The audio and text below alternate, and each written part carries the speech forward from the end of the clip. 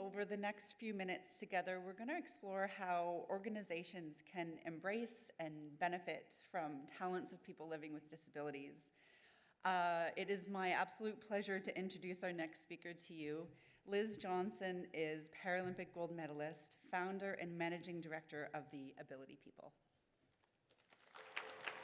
In the name of all the competitors, I promise that we shall take part in these Paralympic Games in the true spirit of sportsmanship, the glory of sport and the honour of our teams. I think the Paralympics and the Paralympic movement are the perfect vehicle to initiate and prompt change. For me, it was a real honour to get to compete at a home Paralympic Games. And I was like, this is never going to happen again. So just enjoy every single second of it. For 2 weeks, you were nothing else but people with disabilities on TV doing sport, getting gold medals, just like the Olympians were. So all of a sudden, everyone's like, oh wow, you know, people can. Yes. Since retiring, I've realised that actually there's a lot of limitations and barriers that aren't placed on you by yourself, but are actually placed on you by society.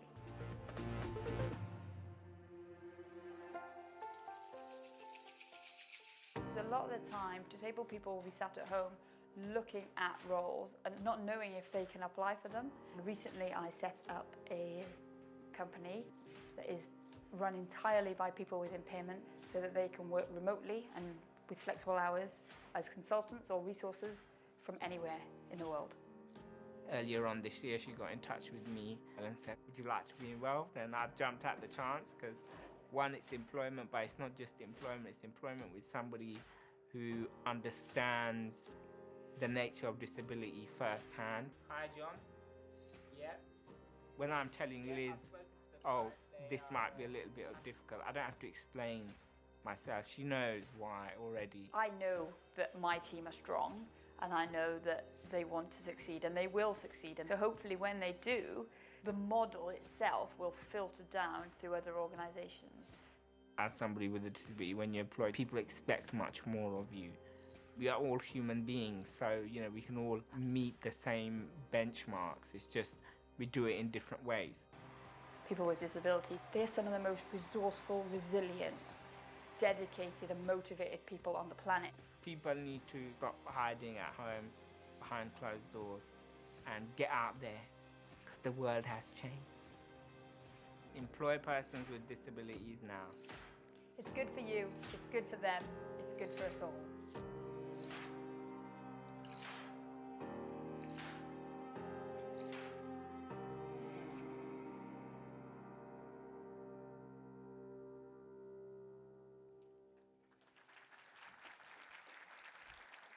Thank you very much. Thank you. You can relax. That's the only video I'm going to show you. So I guess the good place to start is the reason that that video was made and the Ability People were lucky enough to be a part of it was because we teamed up with the United Nations to work on their Sustainable Development Goals surrounding employment and why employment should be for all. So it made sense that we also partnered with the International Paralympic Committee to put that together because their main focus was trying to promote why when you host a Paralympics or an Olympic Games, the benefit and the legacy it has to the wider society and the wider environment once the sport leaves the city. So this picture you can see now is the opening ceremony from London 2012, and somewhere in that stage in the middle, I stood on it, as you saw in the video, and it was down to me to say the athlete oath on behalf of all of the athletes that were taking part in that Games. And the thing that's important about the athlete oath is it's the same for the Olympic Games and the Paralympic Games. And it's the same to the point where I don't even get the glory of having that as my thing in my house. Because my partner, he swims as well, but he swims for Brazil. And we all know where the next Games were, in Rio. And just because he couldn't handle the fact that I had done something that he hadn't, he then somehow managed to manipulate the situation so that he got to read the oath. But because he'd practiced it with me, he didn't even need to practice it because he knew it word for word, because it is exactly the same every Summer Games, every Winter Games, as I said, every Olympics, every Paralympics. But it's not just the athletes that say the oath. the officials and the judges say the oath, and then the coaches say an oath as well. And in that oath, you promise that you are going to compete or participate in whatever form you are participating with fairness and integrity. And that reason, and sometimes the focus is on the athlete. The athlete at the games generally gets the most glory, especially if they're lucky enough to get a medal. But ultimately, often the judges and the coaches and the officials get overlooked. But their oath is equally important, and actually some would say more so, because they make a promise that they are not going to be biased in any way. And they are going to be completely impartial, which then enables every single athlete at that games to have the same opportunity in the field of play to win a medal. Obviously, the people come from different places, people have better access to training, but ultimately, when you get to a competition as big as the Olympics or the Paralympics, you are the top 1% in the world in your sport. So you've all got a pretty good chance of winning. So it wouldn't be fair if the judges then applied any form of bias and gave someone an opportunity or let someone have a head start. And so we know that prejudice is not okay in sport, and we won't tolerate it. And we know that everybody needs to be treated fairly. And we know it's not fair if people aren't fair, what's the word I'm looking for? If they don't treat you fairly and they aren't impartial, then ultimately that talent gets stifled. And we all know that that doesn't make sense. So if you were to turn on the TV and watch the Olympics or the Paralympics, and people were getting head starts or getting heavier shot puts, or any form of advantage, we'd all be complaining. So why is it that we don't do that in every other area of the world as well? So whether that be in life or in work, ultimately, I guess, when we say it's lessons that sport and Paralympics can bring to the real world, for want of a better phrase, we don't actually mean lessons. We mean experiences and insights that we have learned along the way, because there was a time where the Paralympics wasn't treated the same as the Olympics. And basically, when I first wanted to be a swimmer, back in 1996, when the games were here in America, in Atlanta, it was the first time they'd ever been televised. So it was the first time little old me had the opportunity to even realize they existed. And I was a super sports fan. I could tell you where I was when I first watched the Olympics, but I didn't even know the Paralympics existed.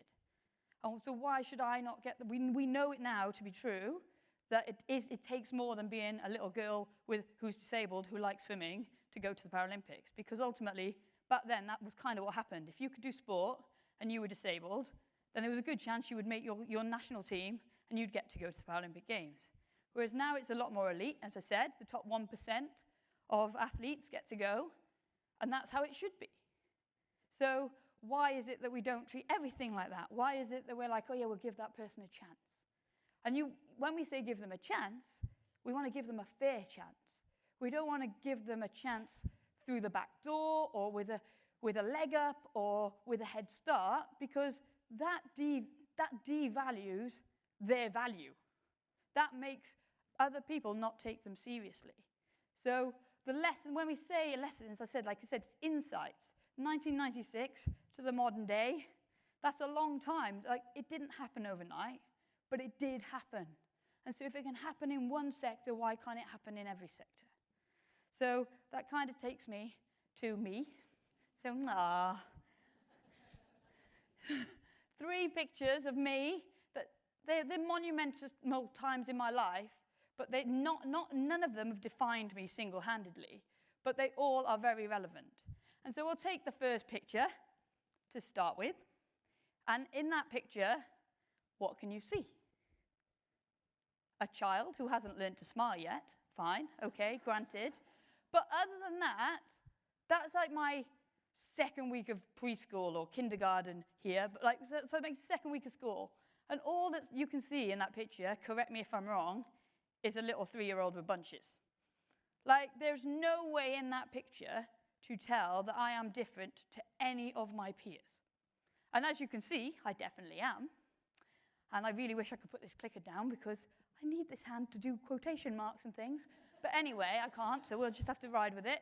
But ultimately, in that picture, there is no way of telling that there's anything different about me to anybody else, which in some situations is brilliant because we all know that people make judgments on what they see in front of them.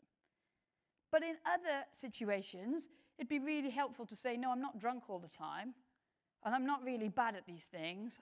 I just haven't got any coordination, and my right side is a whole lot weaker than my left.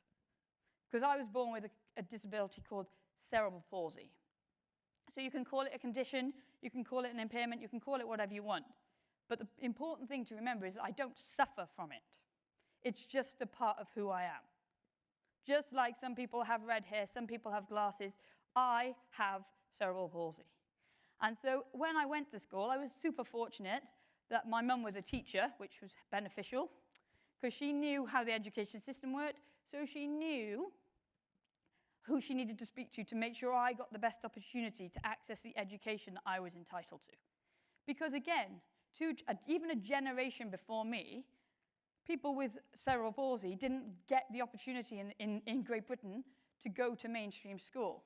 They went to a special school, and they were maybe given some colouring in to do, and some, like, you might learn to read, but you might not. It was all a bit of potluck, really. But I had the opportunity to access education. But in that moment, like I said, I hadn't realised until I got older that I was continually using up so much of my energy just trying to be like all my friends, trying to do things that they did. Because when people teach you something, they teach it to you in one way because, of course, we are all exactly the same. And if it works for one person out of the textbook, then it's going to work for everybody. So generally what would happen is I would go, Mum, we tried to do this today at school, or we're going to do this at school next week. Because that was what my mum taught me, was always find out what you're going to be doing. Because then you can take control of the situation, and we can practice things, and then you'll be okay. Because I can do everything that everybody else can do. But I'm pretty certain I don't do any of it the same way that you do it. Because I have one arm and one leg that works for me. And like sometimes I'm like, oh, it'd be cool. Like I used to race some girls that had 2 legs and no arms. Or I'd race people who had no legs and 2 arms. And I'm like, maybe it'd be good to have 2 of the same thing, because then you should be balanced. And then, like, because there's nothing I do like everybody else. But over time, I've realized that that's okay. And when I learned that was at school. Because we were a bit older than 3. But essentially, we got the opportunity to learn to play a musical instrument. And so I went home, and I was like, Mum, can I learn to play a musical instrument? And she said, of course you can. What would you like to play? It was a trick question. So I said, oh, I'd really like to play the flute. It makes a really nice noise, and a lot of my other friends were picking the flute, and that is cool. I like it. It looks nice. And she said to me, if you really want to play the flute, you can play the flute. And I was like, but, because there was always but. But she's like, you're not going to be very good at it. I was like, what? She was like, well, what do you need to play a flute properly and well? And I was like, 2 functional hands. And she was like, yeah, of course, that you do, yes. She said, so you can, if you want, play the flute. I will go and get you a flute. I will buy you the book. I will sign you up for the lessons. I will pay for them. But she said, you're never going to be very good at it. And you're better than that. I was like, fine. So we went, that Saturday morning, we went to the local music shop. And we went through every instrument in the store. And I ended up with a cornet. So like a really small brass instrument. But you only needed 1 hand to play it. And like, I don't know if you can see in this dress, but even though I don't swim anymore, I've still got big biceps. But I never used to have those as an 8-year-old. So it made sense to pick a small instrument that I could hold by myself, that you only needed 1 hand to operate, and a good set of lungs, which I'm clearly demonstrating that I've got. So it was all good. And I was like, fine, I'll take the cornet. And on the way home in the car, my mum said to me, like, I was really miserable. And she was like, now look, I know that wasn't your first choice. She said, and so do you, and so does that poor lady in the store that just spent a whole Saturday morning and hired out a cornet for 1 term.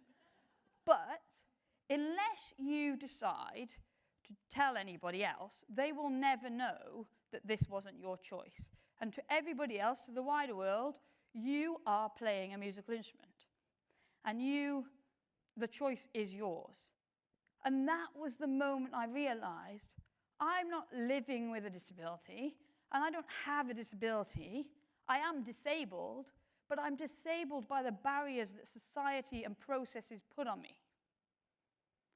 And from then on, I realized that as long as I was willing to find a way around a barrier or an obstacle or a situation, then ultimately I could be whatever I wanted, and I could succeed in whatever I wanted to do.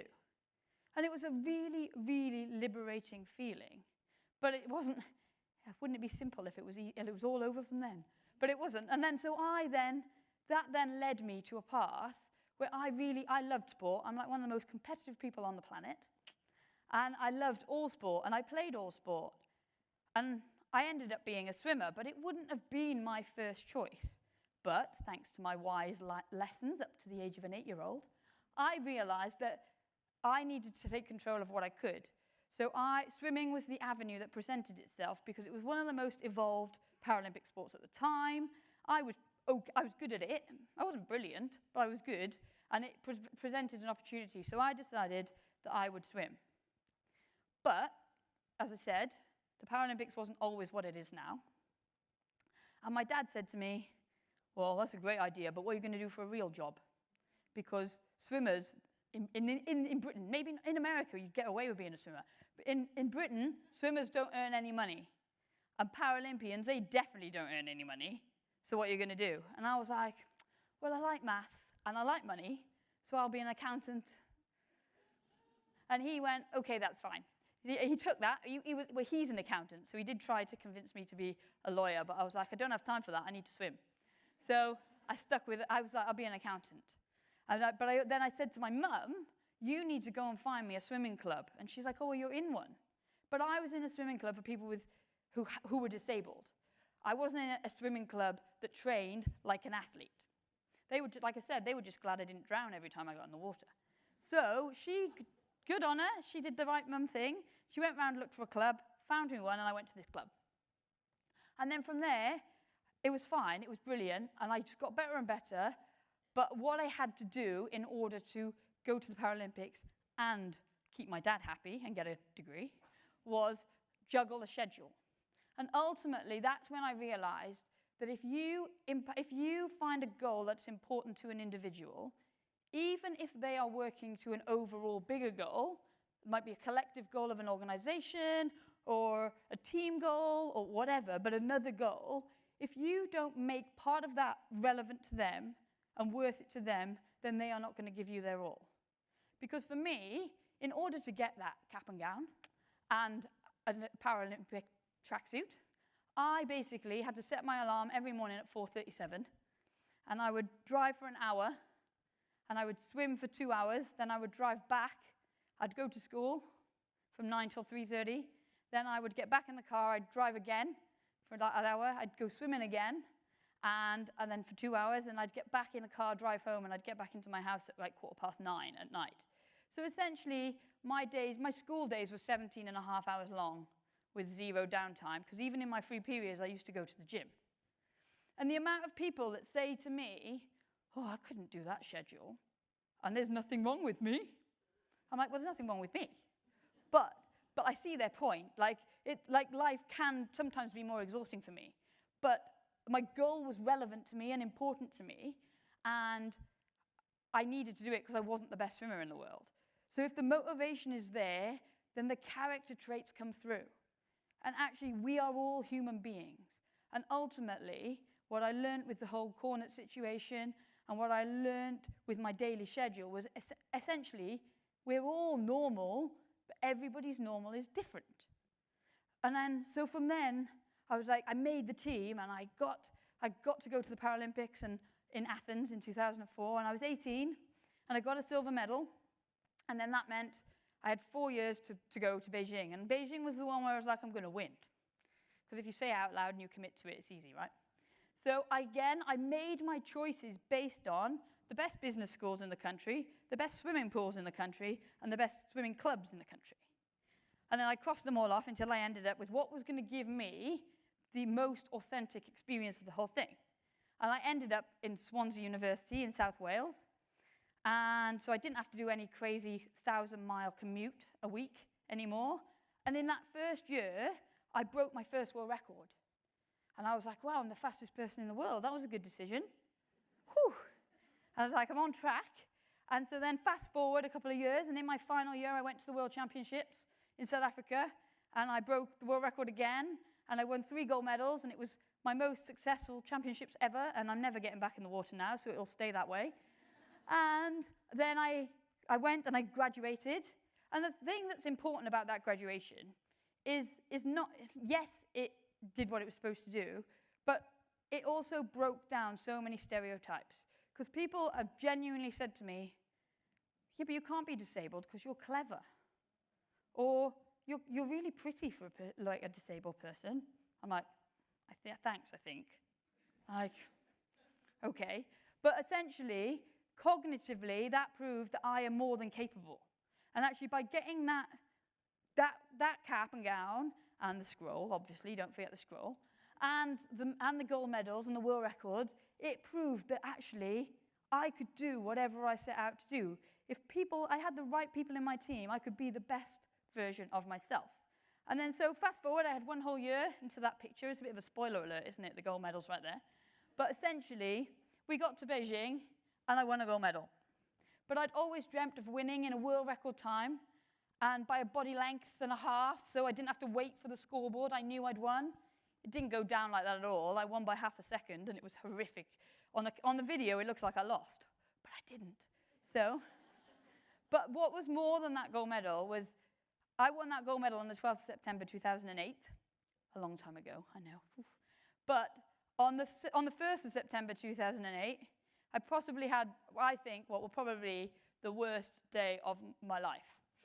In as much as, so my mum had been ill for a year. She'd had cancer. And on the 1st of September, when I landed in Beijing, it was the 2nd in China, but it was the 1st at home, I got a call to say that she'd passed away that night.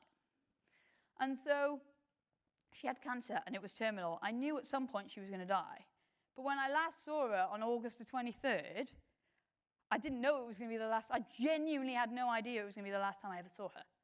But I had 2 choices. I could go home, I could stay. Nobody was going to blame me. And I hadn't actually trained properly for 6 months because I'd hurt I showed off my bicep, but I hurt my only good limb, my shoulder, and I couldn't do a full stroke of breaststroke from the day I qualified trials to the day we got to China. So everything was stacked up against me. But as I said, you can see from the picture, I got the gold medal. And so that, I think, that none of these moments define me, but they've given me a platform and an opportunity to show what is possible and to change the perceptions of people who are not normal, in inverted commas. And when we talk, I get invited to lots of diversity and inclusion events to speak at them or to sit on panels or just to be in the audience. And I can assure you, I have never in my life been discriminated against because I'm a female. Never. Because people see the fact I'm disabled as a far bigger issue than the fact that I'm a woman. That's ultimately the truth of the matter. And so that kind of led me to do some more research and then realize that actually you can create diversity without having inclusion. But if you have authentic inclusion, you will naturally have diversity. So if you target a specific, and we do it, and we've all got to start somewhere, right? So this is not by any shape or form a criticism, but it's an observation.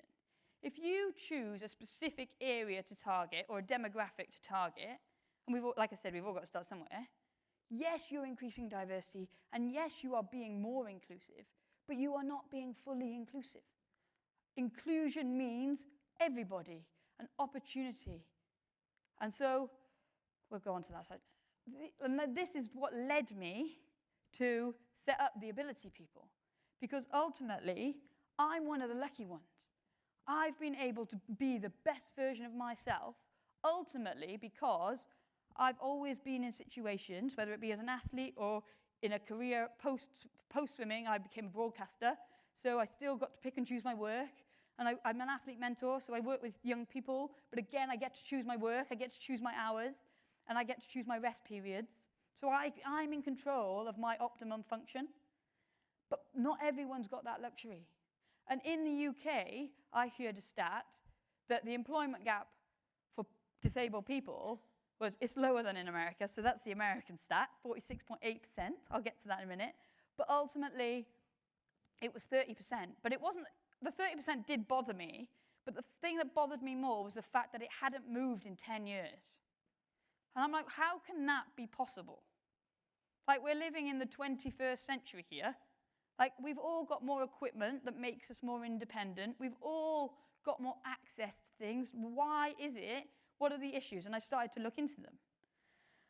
And what an employment gap means is it's a difference between the people who are in employment, who are disabled, and those that are in employment that are not disabled. So in the US of A, it is 46.8%, which is enormous. So people who are disabled, the percentage of people in employment in the USA, anybody want to hazard a guess? No? Okay, I'll put you out of your misery. Is 19.1% of people who are disabled in this country are in employment. And the number, or the percentage, for those who are in employment who are not disabled, anyone want to have a go? Okay, I'll put you out of your misery. You can do the math. But it's 65.9%. Like, that gap is enormous, and there's no reason for it other than lack of understanding, lack of exposure, lack of realization of potential opportunity on one hand, but also capability on the other hand. And so when we talk about the employment gap and we talk about why it's there, like I said, I wanted to explore it. And there are a number of reasons, but ultimately, a lot of it comes down to that level of unconscious bias that we all have. We've all got it. And the thing is, it's unconscious. So it's not intentional. So we should never be embarrassed that we have it or we haven't realized. But what we should do is we have a duty to become more aware of what impacts that unconscious bias and what affects it and how we can open our minds to check ourselves when it is happening. And I think sometimes that's the problem. We realize that people don't know where to start. And so often when you're trying to do the right thing, you end up doing the wrong thing. Because you are doing it, there's never, ever any malice when somebody tries to help a person who is not like them. Like, we're not in high school anymore, so people aren't intentionally mean. But without the right support and the right education and the right advice and the right people being consulted, then how can we possibly know what everybody needs? So that was kind of where we went then. And then we went further into it, and 1 in 4 people in this country are disabled. In the UK, it's 1 in 5. But it's still a high number. And so I ask you, if you were to turn now into this room, if this room represented the country we're in at the moment, that means 1 in every 4 of you is disabled in some way. And disabilities come in all shapes and sizes, all different things. But like, if you looked around this room now, is there a quarter of this room that you would tell weren't good enough for the job they're doing? Or that you would question whether they thought they could do it? No, exactly. Everybody here has got their job and is here. But the law of averages and the stats say, regardless of whether people have disclosed or not, if they are disabled, there must be people in this room that are. And they've got those jobs. And they are capable. So why is it that we then don't afford the opportunity of choice to everybody? And I think the thing that bothers me most is that I know amazing people who are disabled, who aren't disabled. I just know amazingly productive people. And I know that it can, like I said, it can sometimes stifle talent. The process can get in the way. There are so many different things that you can do, now the clicker's not working, that can make a difference. And in 2018, that's when we launched the Ability People. And we waited, and we waited until we were ready. And what we did was we looked at who we wanted in our team and what we wanted to do. And ultimately, we wanted to reduce the employment gap for disabled people around the world. So we have consultants we have some in America, we have them all over the world, and we work with companies all over the world because geography is not a barrier for us. And it shouldn't be a barrier for anyone. So what we did was we looked at who we needed in that team, and we looked at what prevented them from currently working or working in a job that they wanted, and we got rid of the barriers. So everybody works remotely, and they work whatever hours they can commit to. And they work when they function best. So we have members of our team that don't start till after lunch. We have members of our team that work through the night because they're not awake in the day. We have members of the team that work solid 24 hours and then you don't see them for 3 days. But as a team, we succeed because we are all in it. Back to a point I made earlier, we are all in it for the greater good of the world, but also of ourselves. Because ultimately, you want to be able to live, not just work. Why should a person who's different, and that's not just someone who's disabled, that's anybody, why should they not have the opportunity to live a life as well as prove that they're good at their job? Whether you're a parent, whether you have got an hour and a half commute to work, whatever it is, why can't we remove those barriers and trust the people? So that's what we did. We set up the Ability People, and we then went through helping other organizations understand disability and understand that it doesn't make you weaker, and that like people who are disabled, they're not a charity case. They don't need your pity. They just need your understanding to give them a fair opportunity. And that's when we get to equality versus equity. And the fact that treating someone equally is not an equitable experience for them. So if you treat someone equally, that means they all get treated the same. But actually, by treating everybody the same, you stifle their talent, you limit their potential, and you suppress what they could be bringing to your organization. If you give them everything that they need to perform at their best, that's an equitable experience. That means that's equity. That's what we're going for. That's inclusion. So that's where we want to go. So we've worked with organizations on various different things.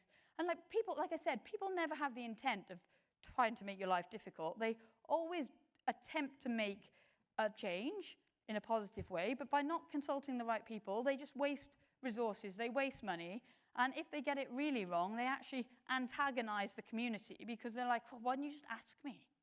Because again, you're implying that you still know better than I know about how I function. Well, actually, why wouldn't you just ask the person what they need? Because often your perception of what I need is nowhere near the reality, and it would be a lot cheaper if you just asked me. So we've worked with organizations just at the front end, at the very front end of their process, because so many people so often are focused on how they can make the experience for a disabled person better, but what they don't realize is the disabled person's never going to get there because they can't get in the door at the initial part of the process. Whether that be your online application, or whether that be your interview style, whatever it is, sometimes you're trying to fix a problem that's never going to occur because it's never going to have the chance to occur. And then we've worked with other organizations on a deeper level, and one of them is HSBC, and we work with them on their graduate program scheme for their technology department. Every step of the way, they would consult us. We found them candidates, but also what we did was we helped them with every stage, every part of the process, why it might not be the beneficial for that candidate to go through that process. And then once we got candidates through the process, we worked with the entire intake on a session around empathy and understanding. And then what we found was more people disclosed the fact that they were disabled in some way. Because, as you saw, the stats in the UK, 1 in 5 are disabled. In America, it's 1 in 4. But in the UK, even though 20% of people are disabled in some way, most organizations only have a 1 or 2% disclosure rate. And then what does that mean?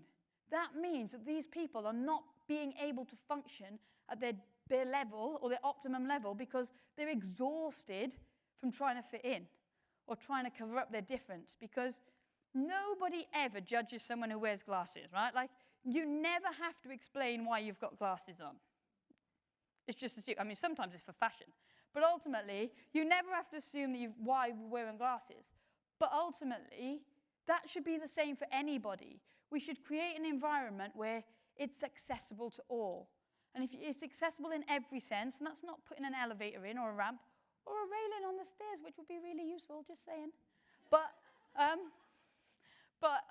not just physical, but in the way that people are spoken to. Because as I said from my first little toddler picture, not everybody's disabilities or impairments are obvious or visible.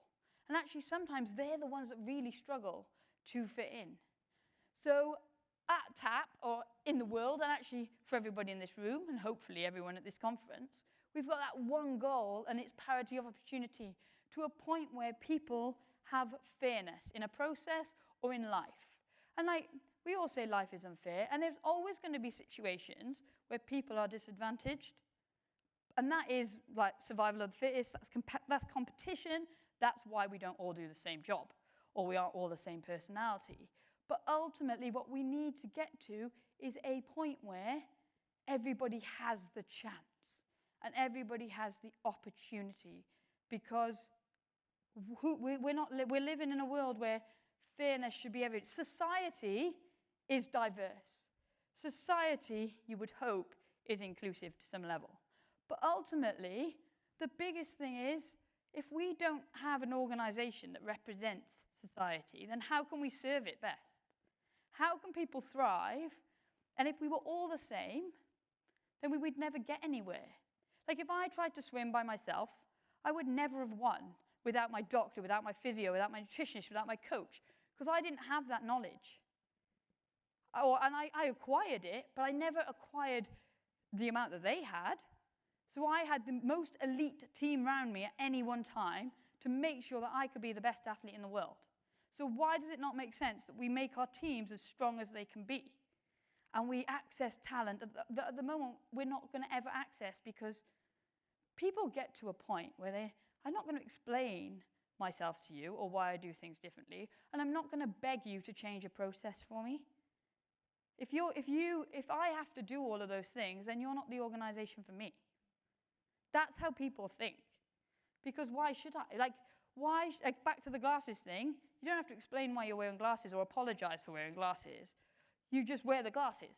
So why should any other need be any different? So, my question to you. So, what is it that we are going to do to change this? Who is going to change this? And ultimately, it's us. Every individual on the planet can make a change. And we can change ourselves, and we can change the world a day at a time. But ultimately, to go back to being an athlete, we lived in this world where we had 3 zones: comfort, stretch, and panic. And it's not reserved for the world of sport.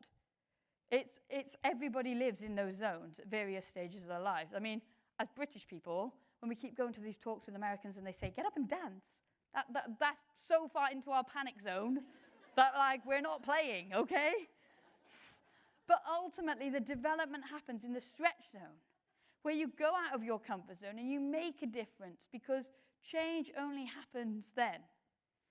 And you change yourself, you change your organization, you change your talent pool, and you change how attractive your organization and your team becomes to talent. Because that's when you end up with the strongest team. And we go from a world where we're trying to fit in and trying to be like everybody else and trying not to be judged. Like, how many people thought about their outfits when they were packing to come here? All those different things. But ultimately, being different, when you're a kid, when you're young, you see it as a weakness. But it's the biggest strength you can have. It's such a competitive advantage to not think like anybody else. Because if we all thought the same, we would never solve the problems. And so when I say, what will you do? Hopefully, this has been a bit thought-provoking, and you'll go away and you'll think. But hopefully also, you'll go back and live by. I'm going to give you 3 E's to approach this with. And it's exposure, education, and empathy. Those 3 things get you far. you can't be blamed for knowing something that you've never needed to know or you've never been exposed to.